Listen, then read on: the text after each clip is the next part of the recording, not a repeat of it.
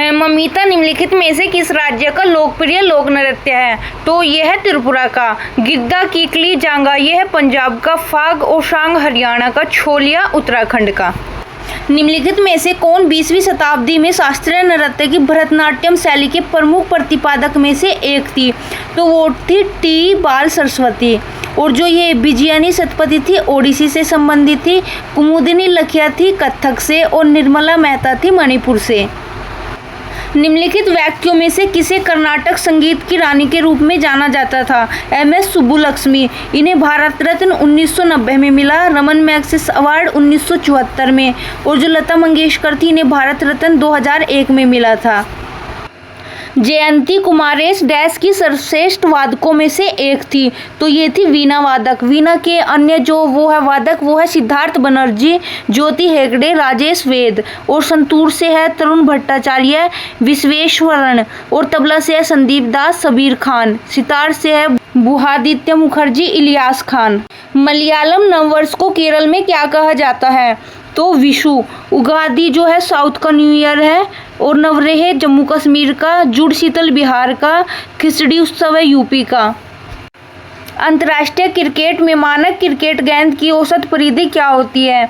8.81 inch से 9 inch तक। FIBA द्वारा स्वीकृत बास्केटबॉल के एक खेल में आमतौर पर डैश होते हैं। प्रत्येक 10 मिनट के 4 क्वार्टर। रामसर सम्मेलन के अनुसार निम्नलिखित में से कौन सा विश्व आर्द्रभूमि दिवस है? तो इसका आंसर है 2 फरवरी। भारत की जनगणना 2011 के अनुसार निम्नलिखित में से किस राज्य में पुरुषों और महिलाओं की साक्षरता दर में अंतर सर्वाधिक है? तो इसका आएगा राजस्थान। भारतीय संविधान में समानता का अधिकार 5 अनुच्छेदों द्वारा प्रदान किया गया है। यह है तो अनुच्छेद 14 से लेकर अनुच्छेद 18 तक। किस न्यायालय या न्यायालयों में मौलिक अधिकारों के उल्लंघन को चुनौती दी जा सकती है? तो उच्चतम एवं उच्च दोनों न्यायालयों में, यानी हाई कोर्ट और सुप्रीम कोर्ट दोनों में। एक भारतीय नागरिक द्वारा वैधानिक स्वतंत्रता मुख्य रूप से किस याचिका के माध्यम से सुनिश्चित की जा सकती है? तो इसका आंसर आएगा बंदी प्रत्यक्षीकरण। मैंडामस परमादेश याचिका में मैंडामस डैश है। तो यह एक लातिनी भाषा का शब्द है। किसने कहा था कि राज्यों के नीति निर्देशक तत्व तो पुण्यात्मा लोगों की पवित्र आकांक्षा मात्र है? तो ये कहा था आइवर जेनिक्स ने। लोकपद के अनुचित ग्रहण का सुधार निम्न में से किस रीट याचिका द्वारा किया जा सकता है? तो अधिकार परीक्षा। बौद्ध धर्म में त्रिरत्न क्या इंगित करता है? तो ये बुद्ध धम्म संघ।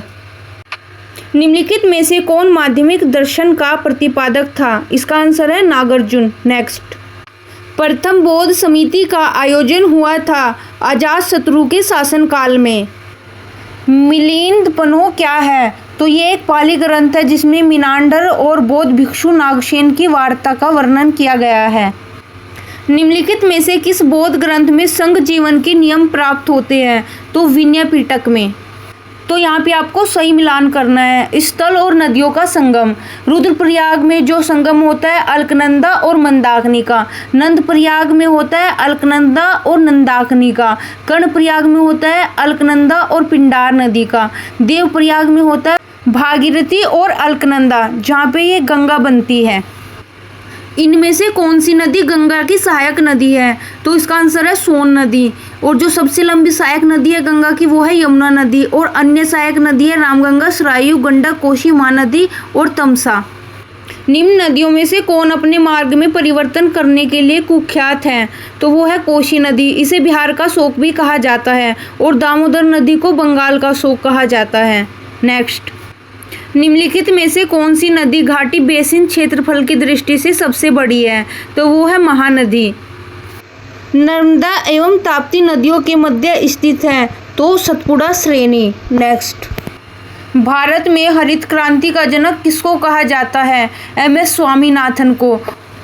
एगमार्क एक्ट भारत में कब लागू किया गया? तो 1937 में किया गया था कृषि उत्पादों पर। निम्न में से कौन फसलों के न्यूनतम समर्थन मूल्य निर्धारण संबंधित स्तुति करता है?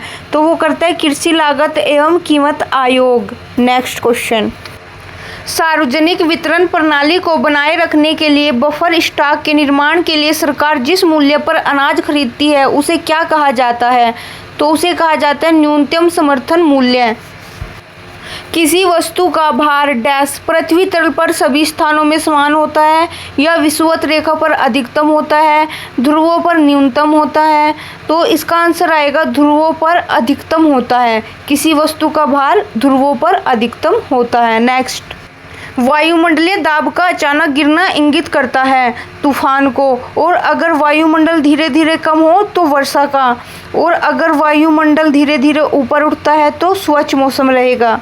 नेक्स्ट, एक ट्रेन जैसे ही चलना आरंभ करती है उसमें बैठे हुए यात्री का सिर पीछे की ओर झुक जाता है, इसका क्या कारण है? तो गति का जड़त्व का नियम। पीने के पानी को शुद्ध करने के लिए निम्नांकित गैसों में से किसे प्रयोग में लाया जाता है? तो क्लोरीन को।